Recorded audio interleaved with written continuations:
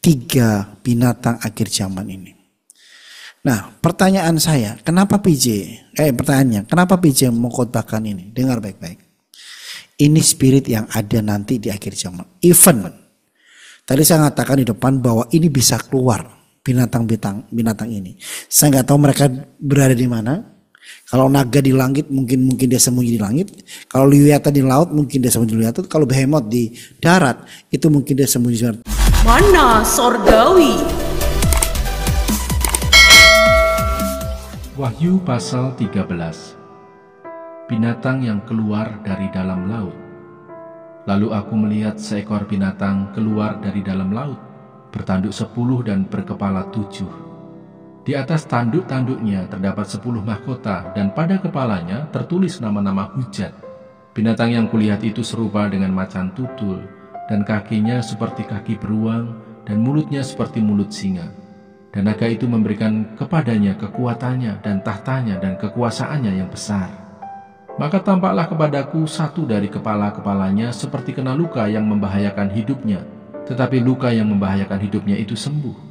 Seluruh dunia heran, lalu mengikut binatang itu. Dan mereka menyembah naga itu, karena ia memberikan kekuasaan kepada binatang itu. Dan mereka menyembah binatang itu sambil berkata, "Siapakah yang sama seperti binatang ini, dan siapakah yang dapat berperang melawan dia?" Dan kepada binatang itu diberikan mulut yang penuh kesombongan dan hujat. Kepadanya diberikan juga kuasa untuk melakukannya 42 bulan lamanya. Lalu ia membuka mulutnya untuk menghujat Allah, menghujat namanya dan kemah kediamannya dan semua mereka yang diam di sorga. Dan ia diperkenankan untuk berperang melawan orang-orang kudus dan untuk mengalahkan mereka. Dan kepadanya diberikan kuasa atas setiap suku dan umat dan bahasa dan bangsa. Dan semua orang yang diam di atas bumi akan menyembahnya, yaitu setiap orang yang namanya tidak tertulis sejak dunia dijadikan di dalam kitab kehidupan dari Anak Domba yang telah disembelih. Barang siapa bertelinga, hendaklah ia mendengar. Barang siapa ditentukan untuk ditawan, ia akan ditawan. Barang siapa ditentukan untuk dibunuh dengan pedang, ia harus dibunuh dengan pedang. Yang penting di sini ialah ketabahan dan iman orang-orang kudus. Binatang yang keluar dari dalam bumi. Dan aku melihat seekor binatang lain keluar dari dalam bumi dan bertanduk 2 sama seperti anak domba, dan ia berbicara seperti seekor naga. Dan seluruh kuasa binatang yang pertama itu dijalankannya di depan matanya. Ia menyebabkan seluruh bumi dan semua penghuninya menyembah binatang pertama yang luka parahnya telah sembuh. Dan ia mengadakan tanda-tanda yang dahsyat, bahkan ia menurunkan api dari langit ke bumi di depan mata semua orang. Ia menyesatkan mereka yang diam di bumi dengan tanda-tanda yang telah diberikan kepadanya untuk dilakukannya di depan mata binatang itu. Dan ia menyuruh mereka yang diam di bumi supaya mereka mendirikan patung untuk menghormati binatang yang luka oleh pedang, namun yang tetap hidup itu. Dan kepadanya diberikan kuasa untuk memberikan nyawa kepada patung binatang itu, sehingga patung binatang itu berbicara juga dan bertindak begitu rupa, sehingga semua orang yang tidak menyembah patung binatang itu dibunuh. Dan ia menyebabkan sehingga kepada semua orang, kecil atau besar, kaya atau miskin, merdeka atau hamba, diberi tanda pada tangan kanannya atau pada dahinya, dan tidak seorang pun yang dapat membeli atau menjual selain daripada mereka yang memakai tanda itu, yaitu nama binatang itu atau bilangan namanya. Yang penting di sini ialah hikmat. Barang siapa yang bijaksana, baiklah ia menghitung bilangan binatang itu, karena bilangan itu adalah bilangan seorang manusia, dan bilangannya ialah 666. Wahyu pasal 14. Anak domba dan pengikutnya yang ditebusnya. Dan aku melihat, sesungguhnya anak domba berdiri di bukit Sion, dan bersama-sama dengan dia 144.000 orang, dan di dahi mereka tertulis namanya dan nama Bapanya. Dan aku mendengar suatu suara dari langit bagaikan desau air bah, dan bagaikan deru guruh yang dahsyat. Dan suara yang kudengar itu seperti bunyi pemain-pemain kecapi yang memetik kecapinya. Mereka menyanyikan suatu nyanyian baru di hadapan tahta, dan di depan keempat makhluk dan tua-tua itu, dan tidak seorang pun yang dapat mempelajari nyanyian itu selain daripada 144.000 orang yang telah ditebus dari bumi itu. Mereka adalah orang-orang yang tidak mencemarkan dirinya dengan perempuan-perempuan, karena mereka murni sama seperti perawan. Mereka adalah orang-orang yang mengikuti anak domba itu kemana saja ia pergi. Mereka ditebus dari antara manusia sebagai korban-korban sulung bagi Allah dan bagi anak domba itu. Dan di dalam mulut mereka tidak terdapat dusta, mereka tidak bercela. Pemberitahuan tentang penghakiman. Dan aku melihat seorang malaikat lain terbang di tengah-tengah langit, dan padanya ada Injil yang kekal untuk diberitakannya kepada mereka yang diam di atas bumi, dan kepada semua bangsa dan suku dan bahasa dan kaum. Dan ia berseru dengan suara nyaring, "Takutlah akan Allah dan muliakanlah Dia, karena telah tiba saat penghakimannya, dan sembahlah Dia yang telah menjadikan langit dan bumi dan laut dan semua mata air." Dan seorang malaikat lain, malaikat kedua, menyusul dia dan berkata, sudah rubuh Babel, kota besar itu, yang telah memabukkan segala bangsa dengan anggur hawa nafsu cabulnya." Dan seorang malaikat lain, malaikat ketiga, menyusul mereka dan berkata dengan suara nyaring, "Jikalau seorang menyembah binatang dan patungnya itu, dan menerima tanda pada dahinya atau pada tangannya, maka ia akan minum dari anggur murka Allah yang disediakan tanpa campuran dalam cawan murkanya, dan ia akan disiksa dengan api dan belerang di depan mata malaikat-malaikat kudus dan di depan mata anak domba. Maka asap api yang menyiksa mereka itu naik ke atas sampai selama-lamanya, dan siang malam mereka tidak henti-hentinya disiksa, yaitu mereka yang menyembah binatang serta patungnya itu, dan barang siapa yang telah menerima tanda namanya. Yang penting di sini ialah ketekunan orang-orang kudus yang menuruti perintah Allah dan iman kepada Yesus. Dan aku mendengar suara dari sorga berkata, "Tuliskan, berbahagialah orang-orang mati yang mati dalam Tuhan sejak sekarang ini. Sungguh," kata Roh, "supaya mereka boleh beristirahat dari jerih lelah mereka, karena segala perbuatan mereka menyertai mereka." Tuaian di bumi. Dan aku melihat, sesungguhnya ada suatu awan putih, dan di atas awan itu duduk seorang seperti anak manusia dengan sebuah mahkota emas di atas kepalanya dan sebilah sabit tajam di tangannya. Maka keluarlah seorang malaikat lain dari bait suci, dan ia berseru dengan suara nyaring kepada dia yang duduk di atas awan itu, "Ayunkanlah sabitmu itu, dan tuailah, karena sudah tiba saatnya untuk menuai, sebab tuaian di bumi sudah masak." Dan ia yang duduk di atas awan itu mengayunkan sabitnya ke atas bumi, dan bumi pun dituailah. Dan seorang malaikat lain keluar dari bait suci yang di surga, juga padanya ada sebilah sabit tajam. Dan seorang malaikat lain datang dari mezbah, ia berkuasa atas api, dan ia berseru dengan suara nyaring kepada malaikat yang memegang sabit tajam itu. Katanya, "Ayunkanlah sabitmu yang tajam itu, dan potonglah buah-buah pohon anggur di bumi, karena buahnya sudah masak." Lalu malaikat itu mengayunkan sabitnya ke atas bumi, dan memotong buah pohon anggur di bumi, dan melemparkannya ke dalam kilangan besar, yaitu murka Allah. Dan buah-buah anggur itu dikilang di luar kota, dan dari kilangan itu mengalir darah. Tingginya sampai ke kekang kuda, dan jauhnya 200. Dari ketiga binatang ini, ya, dragon di udara, ya, behemoth di laut, behemoth di darat, Lewiatan di laut, ya. Tiga-tiganya ini kalau menjadi satu itu seperti Lucifer. Dan mereka memang punya kapasitas untuk begitu. Nah, saya mau ngomong begini supaya saudara sadar dan mengerti sekali tentang tiga binatang akhir zaman ini. Nah, pertanyaan saya, kenapa kenapa PJ mengkhotbahkan ini? Dengar baik-baik. Ini spirit yang ada nanti di akhir zaman. Even tadi saya katakan di depan bahwa ini bisa keluar binatang ini. Saya nggak tahu mereka berada di mana. Kalau naga di langit mungkin dia sembunyi di langit. Kalau Lewiatan di laut mungkin dia sembunyi di laut. Kalau Behemoth di darat itu mungkin dia sembunyi di darat. Tapi sampai sekarang para peneliti, para orang-orang berusaha mencari binatang-binatang ini, tidak ada yang dapat. Tetapi tanda-tandanya binatang besar-besar itu kelihatan. Salah satunya tahun 1990 ada sebuah laut di daerah Amerika itu memperlihatkan sebuah binatang yang sangat besar di laut. Ya. Tapi apakah itu menuju Lewiatan? Belum tentu juga.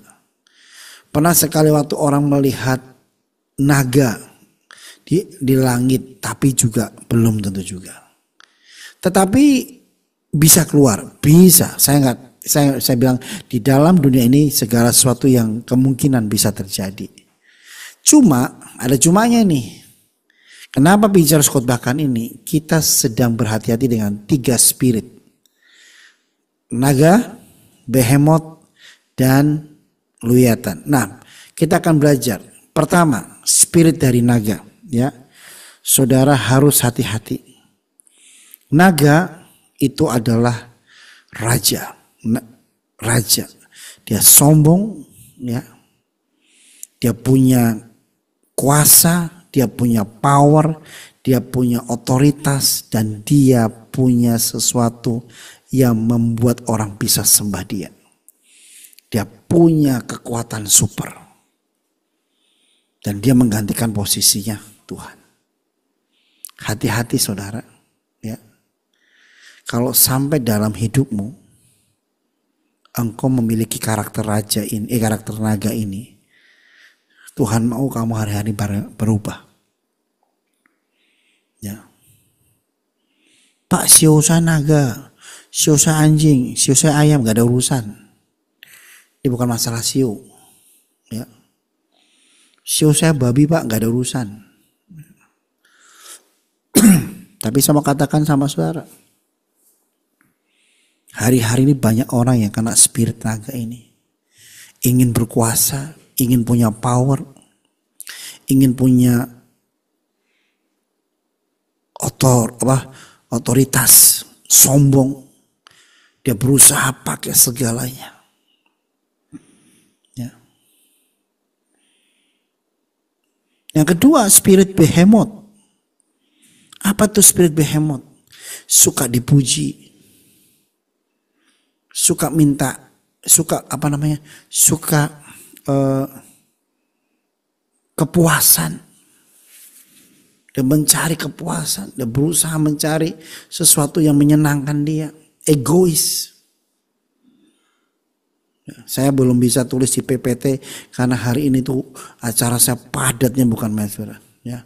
Dari jam 9 pagi itu saya pengen tulis tentang 3 hewan ini ya. Naga merah, Behemoth sama Lewiatan. Tapi ya udahlah nanti ya tugasnya Martalena sama Marteleni nih. Ya bikin PPT. Kalau bersedia ya. Kalau enggak ya juga gak apa-apa. Mana Marteleni ya. Ya. Penting ini, karena kita nggak tahu,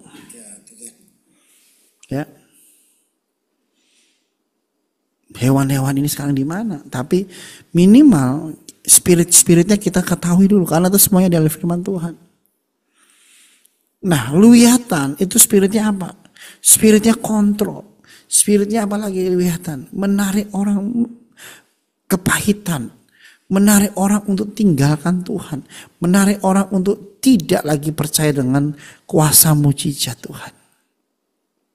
Spirit Lewiatan apa lagi? Membuat orang tidak lagi rindu beribadah.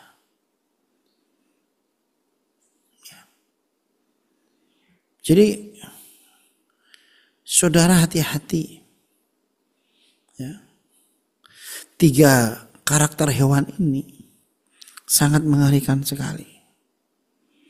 PJ kenapa? PJ harus sampaikan ini. Padahal ini sebenarnya hewan-hewan ini belum tentu ada. Saya mau katakan sama saudara. Belum tentu ada. Tapi firman Tuhan menulis. Apakah firman Tuhan salah? Enggak lah. pasti ada. Tapi sekarang kita belum tahu di mana. Tapi film-film sudah mulai menceritakan, menulis itu. Film-film sudah mulai membukanya. Ya.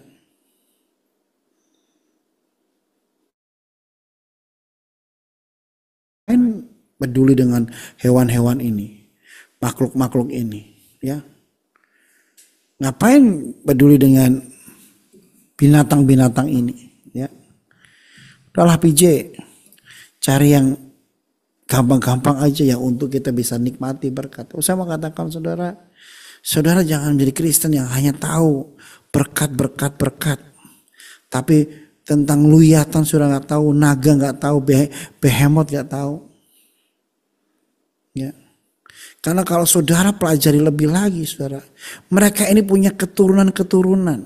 Naga merah ini punya anak lagi, hewan-hewan, binatang-binatang, makhluk-makhluk itu beneran. Luyatan juga punya, behemoth juga punya. Dan saya pelajari ternyata mereka ini adalah indung dari semuanya, pemimpin dari semuanya. Kayak ada kayak kita kan cuma di dunia ini dibagi 3, langit, darat, laut. Dan semuanya ada penguasanya. Makanya saya mau katakan sama saudara, kita ini pasukan Tuhan harus tahu tentang alam roh seperti ini. Oke, sekarang kita akan belajar tentang alam roh seperti ini.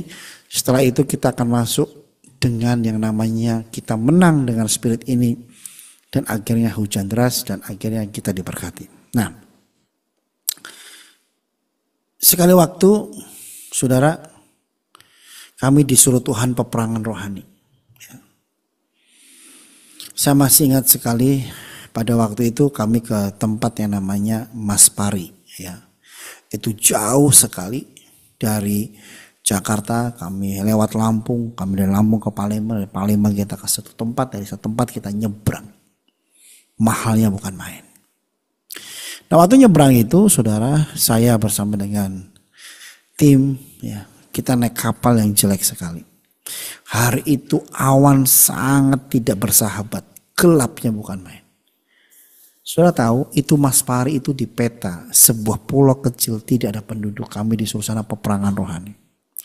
Saya mau katakan sama saudara, jujur, kalau hari itu kapal kami pecah, kami habis dimakan buaya. Karena waktu itu kami lewatin rawa-rawa yang isinya buaya. Saudara tahu, ya, ini spirit, ini roh, tetapi ini firman Tuhan sampaikan. Waktu kami sampai di sana, saya melihat, saudara, naga di langit begitu mengerikan. Sangat gelap, saudara. Dan saya melihat juga sebuah luyatan di dalam laut. Dan kami itu sebenarnya diperhadapkan itu di sebuah tempat yang gak ada penduduknya. Penduduknya cuma 2 orang. Bayangin aja, saudara. Ngapain saya ke sana? Ya, ujung dari Palembang. Kurang kerjaan saya ke sana. Ya. Terus yang ketiga, saya melihat sebuah hewan di darat yang sangat mengerikan. Jadi waktu itu di alam roh saya cuma melihat 3 ini. Saudara tahu itu sangat mencekam dan itu bisa jadi badai. Dan waktu kita ke sana hujan deras. Saya masih ingat kita ke sana kurang lebih ada 40-an lebih orang. Pasukan. Dan saudara tahu, kami doa peperangan, kami menyembah Tuhan. Sangat mengerikan sekali. Dan dengar baik-baik, saudara. Hujan turun. Wah, kami kehujanan, kami melipir, kami berusaha untuk berteduh. Dan saudara tahu, di situ kami menang. Kalau nggak menang nggak bisa pulang, saudara. Itu kapal yang membawa kami juga udah kandas. Saudara tahu, tanda dari kemenangan untuk melawan roh ini adalah hujan. Tiba-tiba hujan, kita fitu, kita doa berbahasa roh, pujian menyembahan, kita akhirnya saya bilang, keluar semua pasukan, jangan bersembunyi, semuanya keluar. Keluar, duduk, dur. Ya. Dan tiba-tiba Tuhan bilang sama saya, doa nak, hancurkan spirit ini. Saya doa. Saudara, kami bikin lingkaran di tengah hujan yang sangat deras sekali di laut itu, ya. Kami bikin lingkaran, kami doa, kami hancurkan spirit naga, Lewiatan sama Behemoth. Saudara tahu, kalah mereka. Dan tiba-tiba langit berubah terang, dan yang lain, yang luar biasa, pelangi tiba-tiba keluar, sangat indah sekali. Saudara bisa bayangkan, ya. Hari-hari ini spirit akan datang. Saudara kalau tahu ini dalam hidupmu, engkau mungkin ditinggal di Malang, engkau mungkin tinggal di Lampung, Medan, Sulawesi, Kalimantan, Bali. Saudara kalau udah tahu ini, ada sebuah awan gelap yang mengerikan. Ada sesuatu yang akan terjadi. Ada 3 hal yang harus saya lakukan untuk mengalahkan spirit ini. Yang pertama, pujian penyembahan. Harus.